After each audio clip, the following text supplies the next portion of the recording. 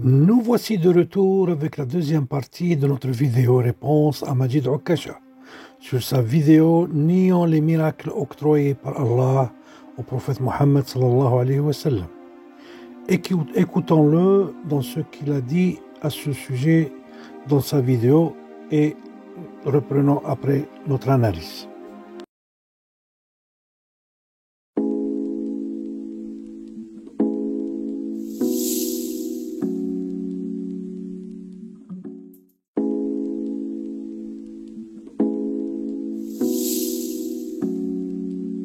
Qui est qualifié de preuve, mais à d'autres moments, c'est le contenu du Coran qui est qualifié par Allah de preuve. Or, la preuve que le Coran est divin, c'est que le Coran dit qu'il est divin, c'est un raisonnement circulaire, c'est le Coran qui s'auto-valide lui-même, c'est pas un miracle, c'est pas un phénomène extérieur au Coran pour appuyer le Coran.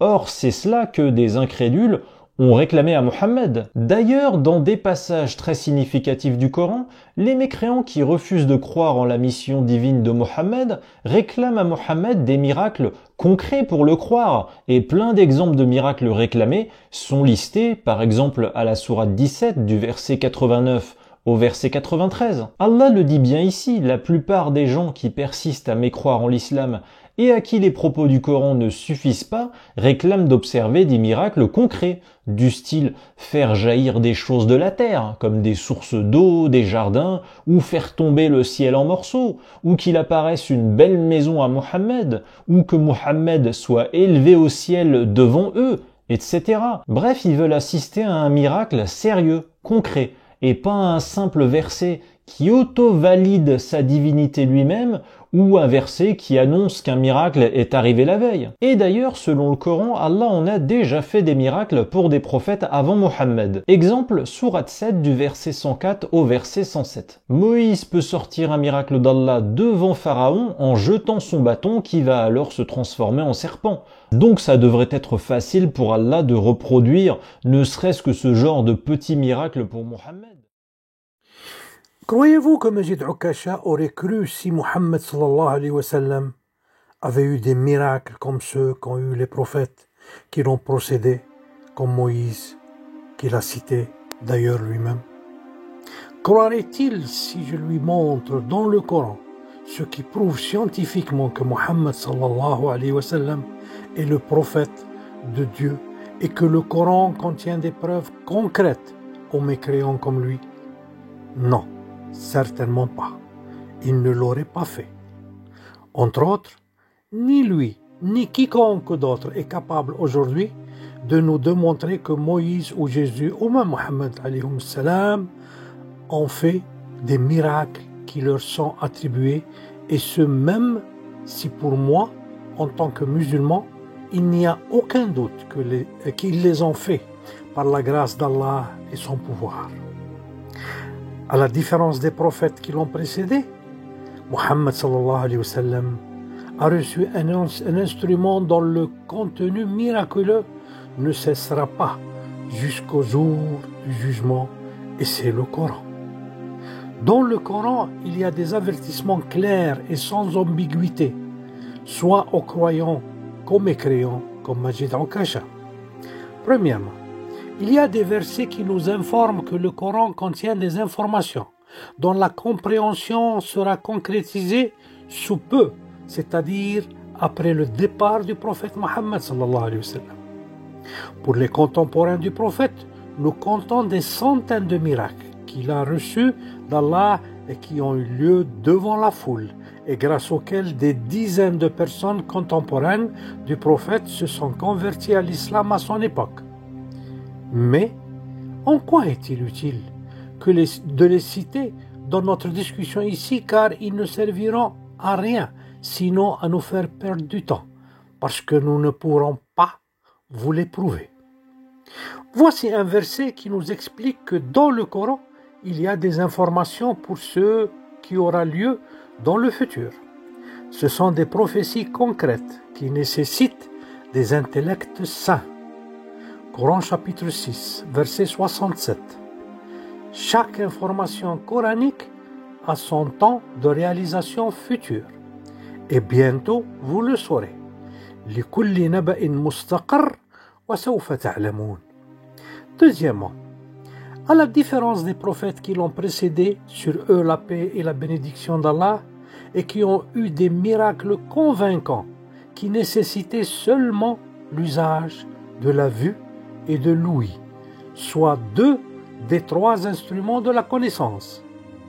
Muhammad sallallahu alayhi wa sallam a reçu par contre des miracles qui nécessitent l'usage des 3 instruments de la connaissance, parce qu'en son temps, l'humanité était bien enracinée dans l'ère de l'homme moderne. Coran chapitre 16, verset 78. Et Allah vous a fait sortir des ventres de vos mères, dénués de tout savoir, et vous a donné, lui, les yeux et les cœurs, c'est-à-dire l'intelligence, afin que vous soyez reconnaissants. والله أخرجكم من بطون أمهاتكم لا تعلمون شيئا وجعل لكم السمع والأبصار والأفئدة لعلكم تشكرون. Troisièmement, avec la venue de Muhammad sallallahu alayhi wa sallam, plus de place à l'ignorance. C'était l'ère du savoir et de l'intellect pour tous. Plus de privilèges que pour certains composants aisés de la société humaine.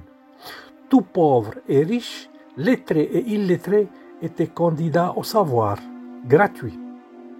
Grâce au contenu de ce merveilleux Coran qui contient tout ce qui est nécessaire à savoir à l'homme et dans tous les domaines, économiques, juridiques, culturels, politiques, militaires et autres. Rien n'a été laissé sans y être affronté et abordé dans le Coran. Coran chapitre 6, verset 38. Nulle bête marchant sur terre, nul oiseau volant de ses ailes, qui ne soit qu'en vous en communauté. Nous n'avons rien omis d'écrire dans le livre, c'est-à-dire dans le Coran. Puis c'est vers leur Seigneur qu'ils seront ramenés. وما من دابة في الأرض ولا طير يطير بجناحيه إلا أمثالكم ما فرطنا في الكتاب من شيء ثم إلى ربهم يحشرون. Ou encore un autre verset dans le chapitre 16, verset 89. Et nous avons fait descendre sur toi, ô Mohammed, le livre, c'est-à-dire le Coran, comme un éclaircissement de toutes choses, ainsi qu'un guide, une grâce et une bonne annonce aux musulmans.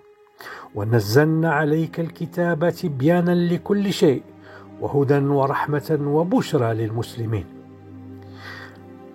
Quatrièmement, dans le Coran, il y a une garantie divine aux croyants ou à ceux qui veulent avoir des preuves sur l'origine divine du Coran. La voici dans le chapitre 41 du Coran, verset 53. Nous leur montrerons le sens de nos versets dans l'univers et en eux-mêmes jusqu'à ce qu'il leur devienne évident que ce Coran est la vérité provenant de votre Seigneur. Ne suffit-il pas que ton Seigneur soit témoin de toutes choses, c'est-à-dire dans le Coran, il a témoigné de toutes choses existantes dans l'univers, ou سنريهم آياتنا في الآفاق وفي أنفسهم حتى يتبين لهم أنه الحق أولم يكفي بربك أنه على كل شيء شهيد بلى. 5. Allah nous a avertis dans le Coran que la vérité divine contenue dans le livre serait vue par les savants, les dotés d'intellect sain et remplis d'intelligence. Coran chapitre 34, verset 6. Et ceux à qui le savoir a été donné, c'est-à-dire aux savants comme Einstein, Hawkins ou tous ces grands savants-là, voient que ce qu'on t'a fait descendre, ô Mohammed, de la part de ton Seigneur est la vérité qui guide au chemin du Tout-Puissant, du digne de louange. ويرى الذين أوتوا العلم الذي أنزل إليك من ربك هو الحق ويهدي إلى صراط العزيز الحميد. Même si la majorité des savants n'ont pas affirmé que le Coran contient la parole de Dieu, ceux-ci, par leur découverte scientifique, ont confirmé que le Coran est la parole de Dieu. Écoutons alors ce que voudrait Majid Okasha comme miracle de la part du prophète Mohammed sallallahu alayhi wa sallam, et puis on ira le bombarder de miracles concrets qui sont contenus dans le Coran et que Allah nous a réservés à nous, croyants d'hier et d'aujourd'hui, pour renforcer notre foi et pour qu'il soit opposé à la face hypocrite de tout semeur de doute sur l'origine divine du Coran. Écoutons Majid Okasha. Dans le Coran, une preuve, ça signifie un objet concret, en effet. Par exemple, la chamelle d'Allah pour les Thamoud, sourate 7, verset 73, qui est qualifiée de preuve. Mais à d'autres moments, c'est le contenu du Coran qui est qualifié par Allah de preuve. Or, la preuve que le Coran est divin, c'est que le Coran dit qu'il est divin, c'est un raisonnement circulaire. C'est le Coran qui s'auto-valide lui-même. C'est pas un miracle, c'est pas un phénomène extérieur au Coran pour appuyer le Coran.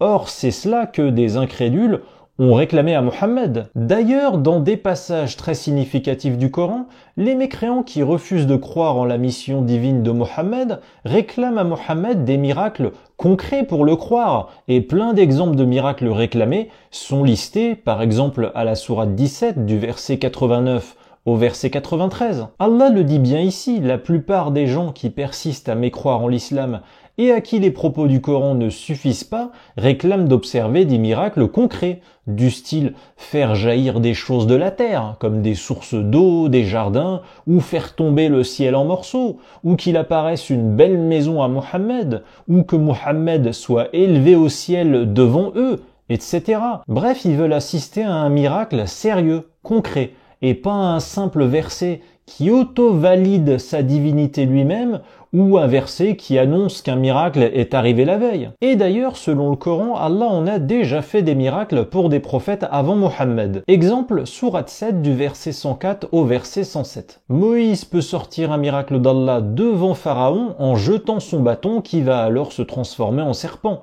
Donc ça devrait être facile pour Allah de reproduire ne serait-ce que ce genre de petit miracle pour Mohammed.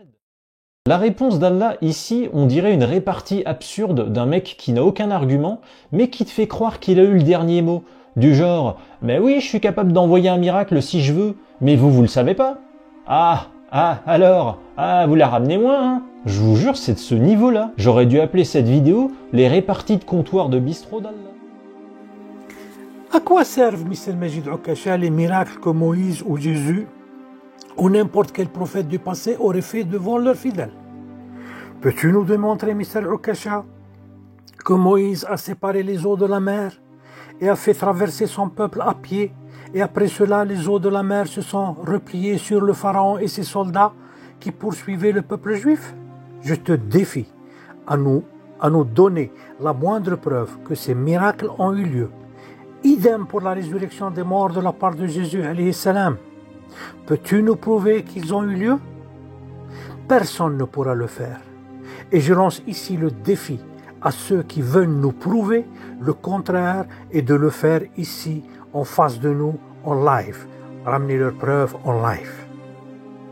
Les miracles, par contre, du prophète Mohammed sallallahu alayhi wa sallam sont ici et en train de se réaliser un après l'autre à chaque ère historique, et ce pour démontrer que le Coran est la parole du Créateur et pour souligner la justice divine qui aurait donné à l'humanité les grands miracles de Moïse, de Jésus et des autres prophètes, y compris Mohammed, pour convaincre leurs contemporains, et qui a aussi donné le dernier grand miracle provenant d'Allah et pour l'humanité entière, et qui est le miracle vivant du Coran, qui contient ce qui est en mesure de convaincre des millions de personnes dans le monde et sans arrêt depuis 14 siècles.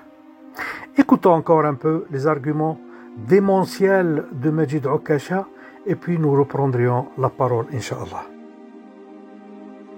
On poursuit, sourate 6, verset 109. Allah, soi-disant, a dit ceci, et ils jurent par Allah de toute la force de leur serment que s'il leur venait un miracle, ils y croiront. Dit, en vérité, les miracles ne dépendent que d'Allah. Mais qu'est-ce qui vous fait penser que quand cela arrivera, ils n'y croiront pas? Mais bordel, envoie-les, tes miracles. S'ils sont suffisamment impressionnants, alors les gens y croiront. Je rappelle que déjà de base, dans la contradictoire religion islamique, Allah guide ou égare qui il veut. Donc Allah peut créer des miracles suffisamment efficaces pour que les gens en soient convaincus. Ça rime à quoi cet argument absurde? Ça se sent que Mohammed est un humain qui panique de ne pas pouvoir justifier qu'Allah refuse de lui envoyer des miracles, alors il se cherche des excuses et tente l'inversion accusatoire en mode « Oh bah les miracles, ça dépend que d'Allah, mais qu'est-ce qui vous dit que quand les miracles arriveront, vous n'allez pas persister à refuser d'y croire ?» Mais envoie-les déjà les miracles, qu'on puisse y croire ou non. Vous avez vu le raisonnement à l'envers? Allah refuserait d'envoyer des miracles parce que les gens pourraient ne pas y croire. Mais Allah devrait être capable de tout. Donc pourquoi craint-il de ne pas pouvoir envoyer des miracles suffisamment impressionnants, suffisamment efficaces pour qu'on y croie? Pourquoi suppose-t-il d'avance que ces miracles ne vont pas convaincre et donc il n'en envoie pas? C'est une sorte d'inversion accusatoire où les gens reprochant à Allah de ne pas envoyer de miracles se retrouvent à passer pour les gens trop fermés d'esprit sur les miracles pour qu'Allah daigne leur envoyer des miracles. À ce point, ouvre ton cerveau, Mr. Majid Okasha, si tu as réussi à le délivrer des jougs de tes démons qui t'ont plagé, et écoute sérieusement et attentivement les miracles que Allah a donnés au prophète Mohammed et à ceux qui veulent aujourd'hui des preuves sensibles qui prouvent que le Coran est la vérité provenant de notre Seigneur Allah. Premièrement, toute personne sage et sensée commence dès son jeune âge à se poser des questions sur l'univers qui les entoure. D'où est né notre univers? Qui l'a créé? Est-il le fruit du hasard ou est-il la création d'un créateur? Coran chapitre 3, versets 190 et 191. En vérité, dans la création des cieux et de la terre, et dans l'alternance de la nuit et du jour, il y a certes des signes pour les doués d'intelligence, qui, debout, assis, couchés sur leur côté, invoquent Allah et méditent sur la création des cieux et de la terre, disant « Notre Seigneur, tu n'as pas créé cela en vain. Gloire à toi, garde-nous du châtiment du feu. » إن في خلق السماوات والأرض واختلاف الليل والنهار لآيات لأولي الألباب الذين يذكرون الله قياما وقعودا وعلى جنوبهم ويتفكرون في خلق السماوات والأرض ربنا ما خلقت هذا باطلا سبحانك فقنا عذاب النار. Écoute alors la réponse foudroyante d'Allah à cette question que tout vivant se pose au moins une fois dans sa vie. Écoute la preuve que cet univers est la création du Dieu du Coran.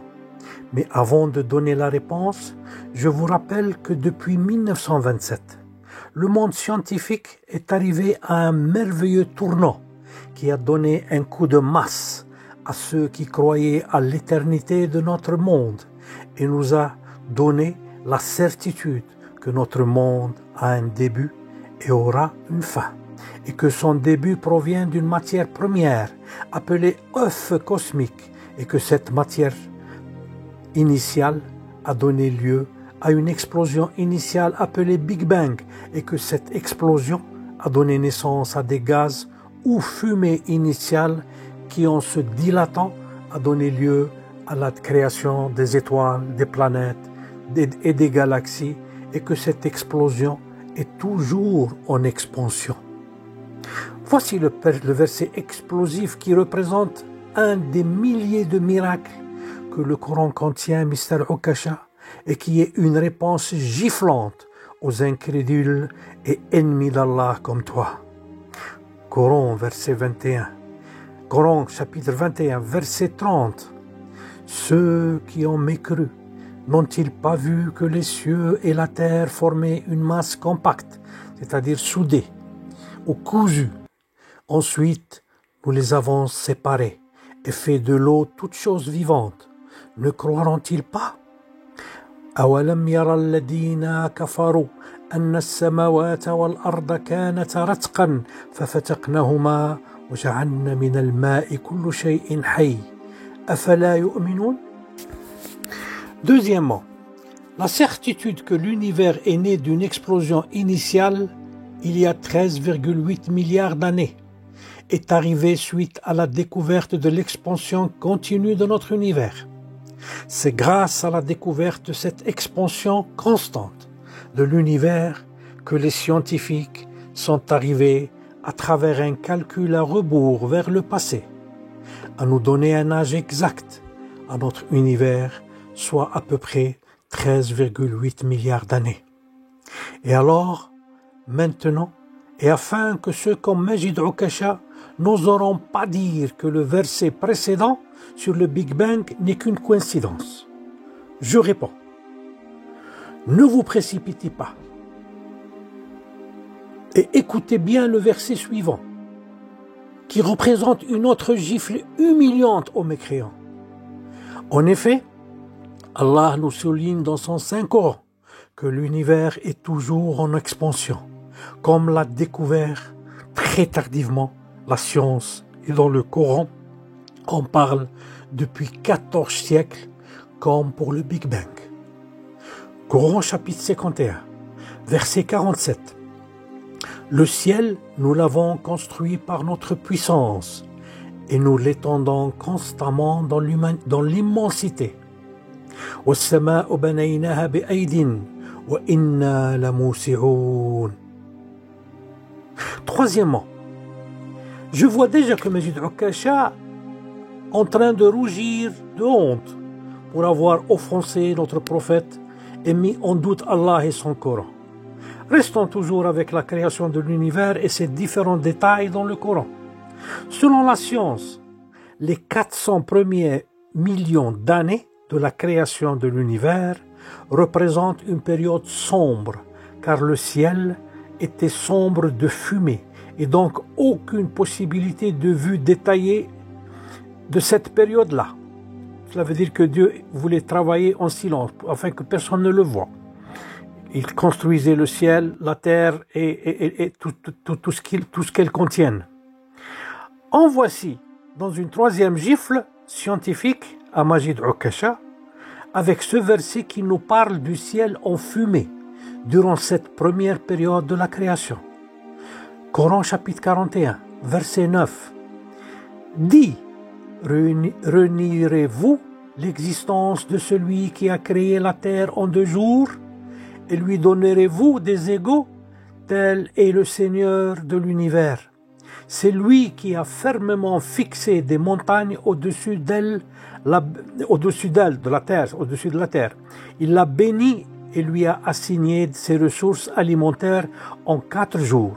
C'est-à-dire que la terre a été, le temps que la terre a dû avoir a été construite en 4 périodes de ce temps qui lui a été réservé, de ce temps de la création qui lui a été réservé, comme on va voir dans le verset suivant. Donc, c'est lui qui a fermement fixé des montagnes au-dessus d'elle, au-dessus de la terre, l'a béni et lui a assigné ses ressources alimentaires en 4 jours, d'égale durée. Telle est la réponse à ceux qui t'interrogent.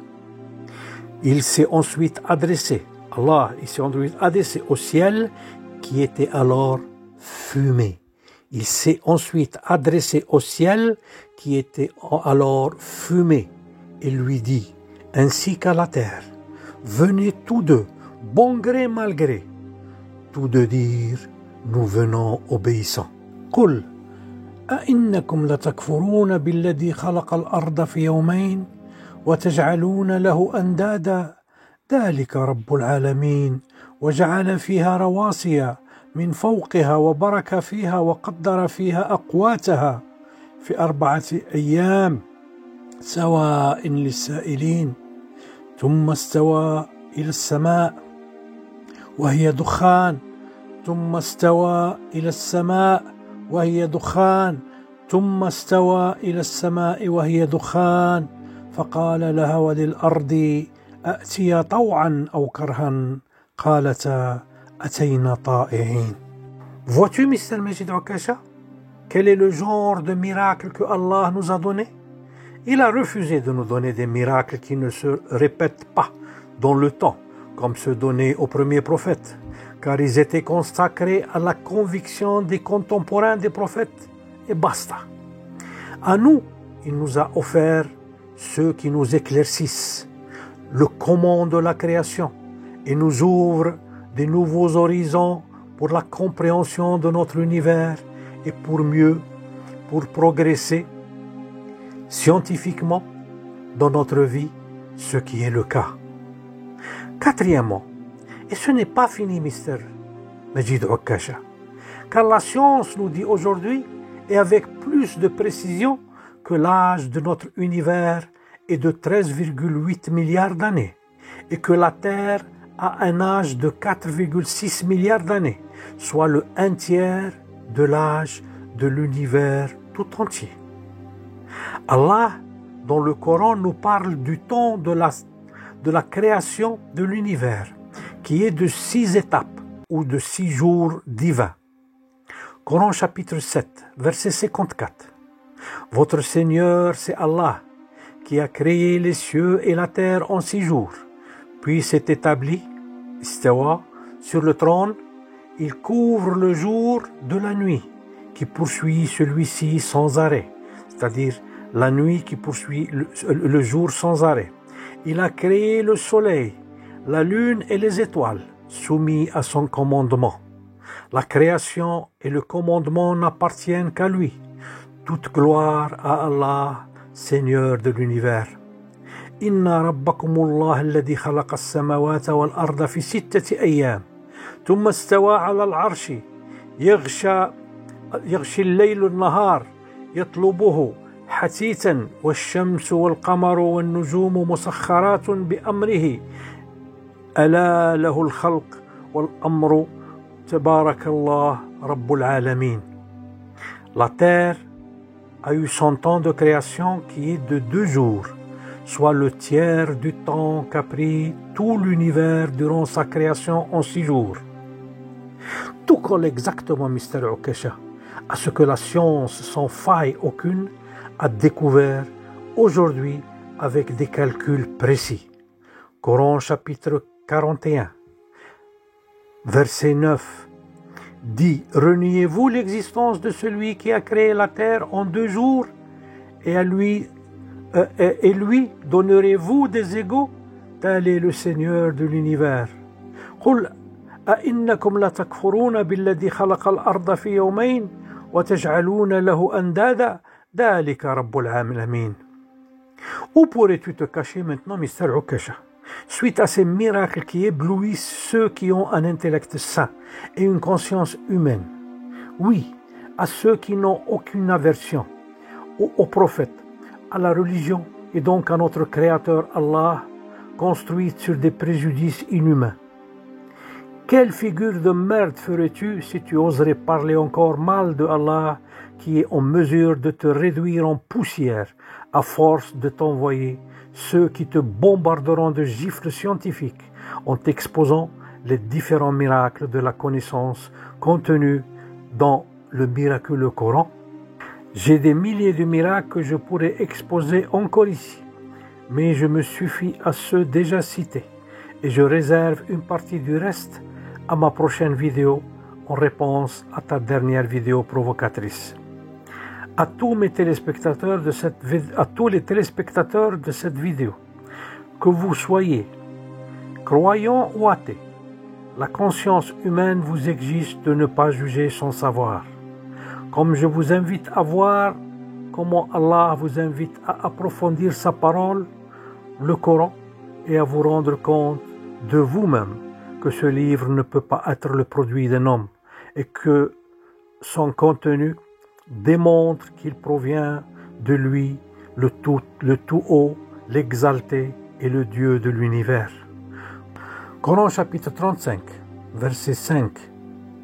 Et s'ils te traitent de menteur, eh bien ceux d'avant eux avaient traité leurs messagers de menteurs, cependant que leur messager leur avait apporté les preuves, les écrits et le livre illuminant. وإن يكذبوك فقد كذب الذين من قبلهم جاءتهم رسلهم بالبينات وبالزبر وبالكتاب المنير. Je vous salue et vous donne rendez-vous à la prochaine vidéo إن شاء الله. وآخر دعوانا أن الحمد لله رب العالمين.